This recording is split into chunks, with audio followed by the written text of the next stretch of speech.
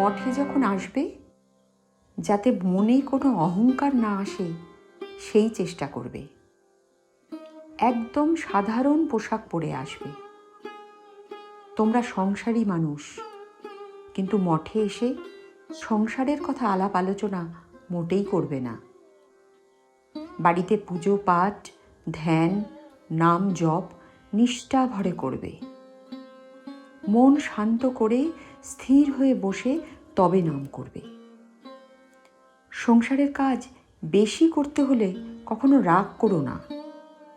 রাগ করে কাজ করলে তাতে নিজেরই ক্ষতি হয়। যে কাজই করো না কেন, মনে করবে তা ঈশ্বরের দেওয়া। তিনি তোমার জন্য সেই কাজ নির্ধারিত করেছেন। সবসময় শ্রী শ্রী মায়ের কথা চিন্তা করবে। সব সময় সৎ শিক্ষা আর সৎ উপদেশ শোনবার অভ্যাস করবে।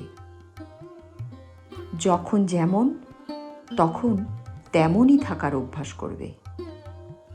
কোনো বাহুল্যতার দরকার নেই। শ্রী শ্রী মায়ের দৃষ্টি সব সময় তার সব ভক্তের উপরে আছে। তিনি সব সময় তোমাদের মঙ্গল কামনা করছেন।